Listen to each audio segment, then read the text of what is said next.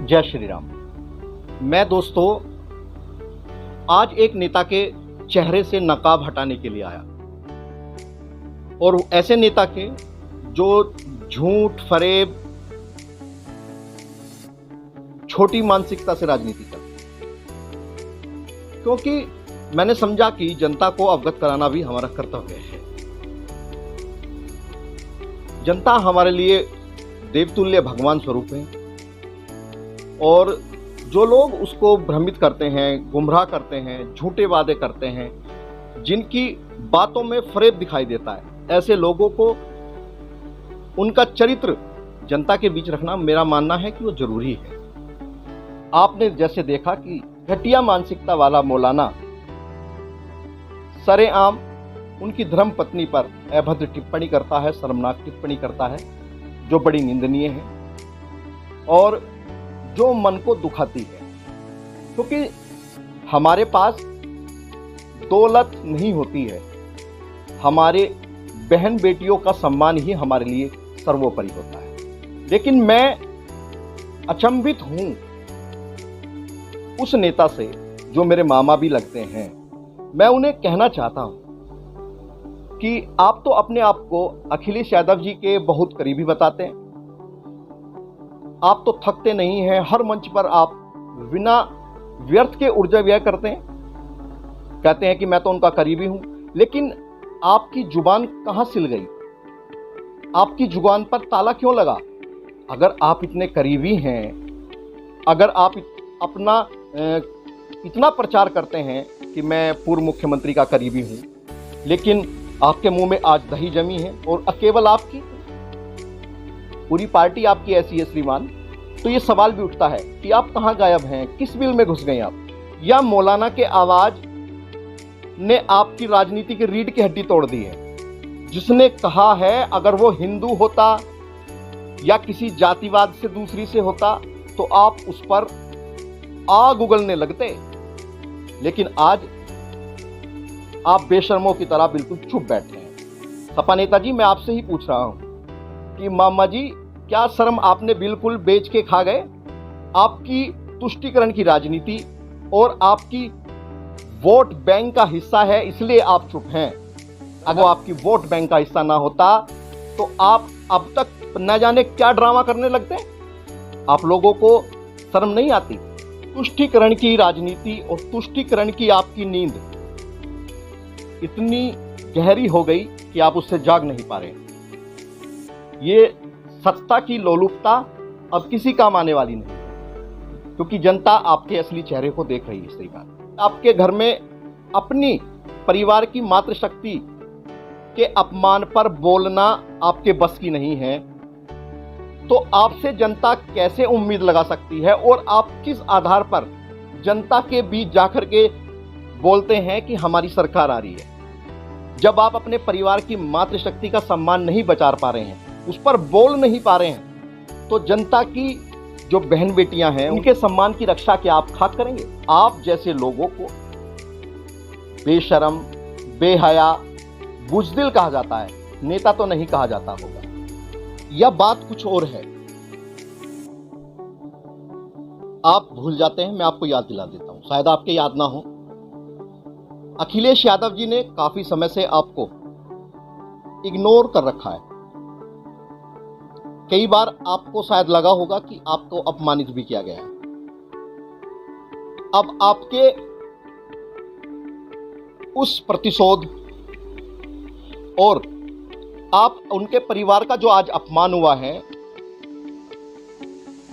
उसे देख करके आपको सुकून मिल रहा होगा।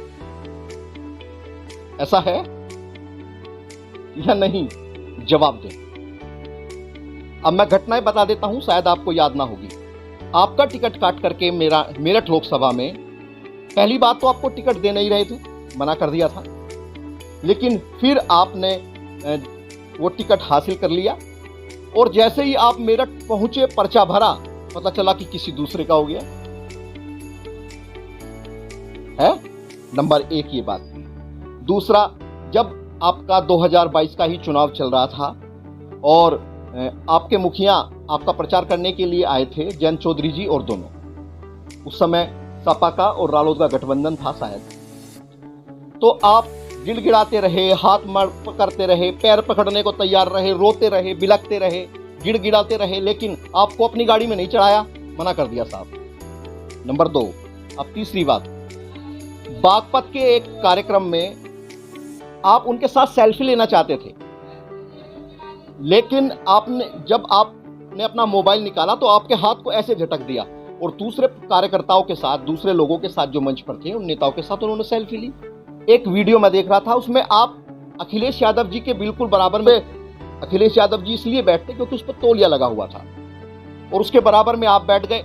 अखिलेश जी ने मंच से देखा, भाई ये कौन बैठ गया, अपनी सुरक्षा कर्मी को कहा और उठाकर आपको पीछे भगाया।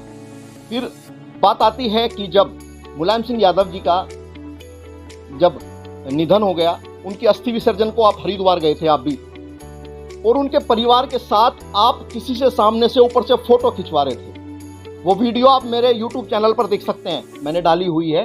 आपको कोई परेशानी करने की आवश्यकता नहीं है, आप मेरे मामा हैं, भांजे के होते मामा को परेशानी हो तो ऐसा नहीं होना हो सकता।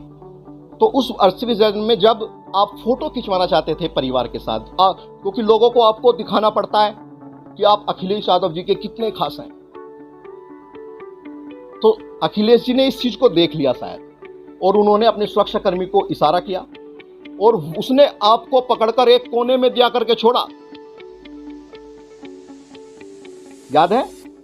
और जब मेरठ से आपका टिकट काट करके दूसरे को देने की बातें चली, आपका टिकट काट दिया गया लोकसभा चुनाव में, तो फिर आपने धमकी देनी शुरू करी। राजनीतिक गलियारों से इस चीज की जानकारी मिलती है कि आपने धमकी देनी शुरू करी कि मैं समाजवादी छोड़ दूंगा। तो इससे पहले आप जब कहना चाहते थे, अखिलेश यादव जी ने आपको लखनऊ बुलाया और आपको अच्छे से धमकाया, हड़काया और कहा लिखो इस्तीफा। आपकी औकात बता दी आपको। एक बार गाजियाबाद में आप किसी मीटिंग में गए थे, मीटिंग में जब आप पहुंचे तो मीटिंग में जाने के बाद पुलिस ने आपको अंदर नहीं बढ़ने दिया था और आप कह रहे थे मैं अंदर जाऊंगा, तो पुलिसकर्मी ने बताया आपका नाम ही नहीं है भाई साहब। अखिलेश यादव सामने से देखते रहे, वीडियो में है, लेकिन आपको अंदर नहीं बुलाया। तो मुझे लग रहा है कि आप उस अपने अपमान का आज बदला ले रहे हैं, इसलिए आप नहीं बोले होंगे। और दूसरी बात, किसी को दिखाने की आवश्यकता नहीं होती है श्रीमान कि आप किसी नेता के कितने करीबी हैं, वो जनता को सब पता होता है। अगर आप करीबी होते तो आपको, जब पुलिस से आप झड़प रहे थे तो आपको अखिलेश अंदर बुला लेते, लेकिन नहीं बुलाया। और आज अखिलेश यादव की धर्मपत्नी के साथ जो भी हुआ है, हमारी भाभी के साथ आज जो भी हुआ है, आप उसमें अपना मजा ढूंढ रहे हैं। अचंभित तो हैं, लेकिन हम निराश नहीं हैं, क्योंकि समाजवादी की कभी भी ऐसी नीति नहीं रही है जिसमें वो मातृशक्ति का सम्मान करे। 2 बहनों के बलात्कार पर स्वर्गीय मुलायम सिंह यादव ने कहा था कि बच्चों से ये गलतियां हो जाती हैं। उनकी हत्या की, पहले उनके साथ गैंगरेप किया गया था और फिर उनकी हत्या करके 100 को पेड़ पे टांग दिया गया था।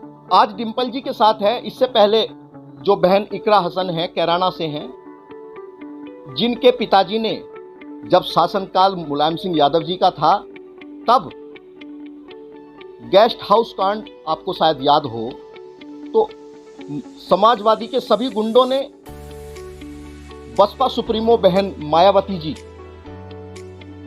उनके साथ अभद्रता करने की कोशिश करी थी। तो भारतीय जनता पार्टी के कार्यकर्ता और राष्ट्रीय स्वयंसेवक संघ के सदस्य ने उस समय आपकी पार्टी के गुंडों को सबक सिखाया और उन बहन को सुरक्षित वहां से निकाला था। कानपुर में के आसपास एक उपचुनाव था अभी कुछ दिन पहले, तो वहां पर बहन इकरा हसन भी वहां पर प्रचार करने के लिए गई थी। तो वहां के समाजवादी गुंडों ने अपनी ही पार्टी की सांसद के साथ अभद्रता की, असभ्यता की, लेकिन पूरी समाजवादी बिल्कुल चुप रही। बहन इकरा हसन रो पड़ी थी और एक बहन मंच से बोल रही थी इस बात को कि ये हमारी पार्टी की हैं, ये बाहर की सांसद आई हैं, क्या सोचेंगी हमारे बारे में। लेकिन आप लोग आपके मुंह में दही जमी रही। आज तक मैंने आपके इतिहास को जहां तक पढ़ा है और आपको देखा है कैसी असभ्यताओं की भाषा आप बोलते हैं। अपने घर की बहनों की सम्मान की तो रक्षा कीजिए। संपूर्ण भारतीय जनता पार्टी और उसका एक एक कार्यकर्ता अपने राष्ट्र, अपने धर्म, अपनी मातृशक्ति और अपनी जो जनता है उसके सम्मान के लिए, लड़ने के लिए, मरने के लिए तैयार है, तैयार था, तैयार है और हमेशा रहेगा। इसमें कोई दूसरी बात नहीं। ये हमारी पार्टी के संस्कार हैं। देश की हर एक माँ, बहन, बेटी, भाभी, चाची, ताई सब, ये हमारी वोट नहीं है, ये हमारे परिवार के सदस्य हैं, वो किसी भी पार्टी के हों। इन बहनों के सम्मान की रक्षा करना हमारा प्रथम कर्तव्य और परम धर्म है और भारतीय जनता पार्टी हमेशा से करती थी, करती है और करती रहेगी। हम ये रक्षाबंधन, ये रक्षा सूत्र बंधवाते हैं बहनों से कि आप राखी भी बंधवाते हैं, अच्छी बात है।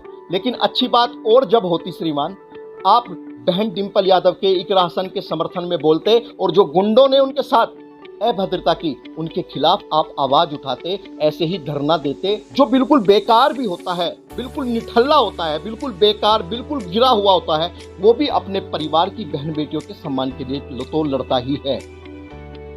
लेकिन आप तो उससे भी गए गुजरे हो गए। अगर देश की किसी भी बहन बेटी के साथ कोई भी आज के सम्मान से खिलवाड़ करने की कोशिश करेगा तो भारतीय जनता पार्टी और संगीत सोम सेना परिवार का एक एक सिपाही उसको सबक सिखाएगा, उसके खिलाफ कानून कार्रवाई कराएगा और जरूरत पड़ी तो उसे जूतों से भी पीटेगा। क्योंकि बहन बेटियों के सम्मान से बड़ा हमारे लिए कुछ भी नहीं है। जिसने टिप्पणी की वो जिस समुदाय से है, उस समुदाय में मैं मानता हूं बहन बेटियों के सम्मान को वो जानते नहीं है। लेकिन आप तो अपने आप को सीजनल हिंदू, अपने आप को तथाकथित हिंदू कहने की बात करते हैं और अगर भारतीय जनता पार्टी आप पर बोलती है तो आप कहते हो हमें तो हिंदू ही नहीं मानते। भाई आपके कर्म हिंदू वाले नहीं हैं, आपके कर्म सनातन धर्म वाले नहीं हैं, आपके कर्म राष्ट्रवादी जैसे नहीं हैं। काहे आपको हिंदू कहें हम लोग?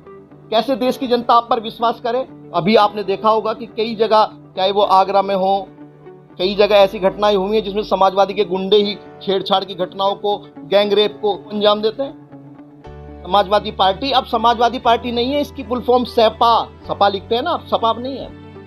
ये समाजवादी जैसी कोई चीज नहीं है। समाज से संबंधित इन पर कोई ये किसी कार्य को करते ही नहीं है, ये असामाजिक तत्व बन चुके हैं। सपा का फुल फॉर्म है अब समाप्त पार्टी, सह से समाप्त, पा से पार्टी। आज देश की जनता, प्रदेश की जनता और सरदना विधानसभा क्षेत्र की जनता आपके नेताओं को, आपको और आपकी पूरी पार्टी कार्यकर्ताओं को देख रही है कि आप कितने बेहया हैं, कितने बेशरम हैं। और जनता आपका असली चेहरा भी देख पाई है। नकाब आपके चेहरे से हट चुका है।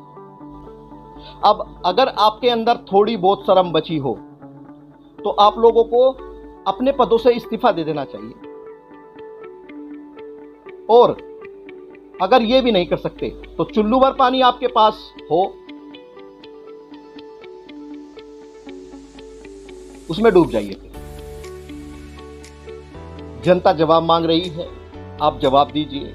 राजनीति छोड़ करके घर बैठ जाइए। आपको कुछ, हम भाभी डिंपल के साथ हैं, वो मातृशक्ति है और मातृशक्ति का हमारे सनातन में हम उन्हें देवी मानते हैं, देवी स्वरूप। उनका पूजन भी करते हैं 9 दिन।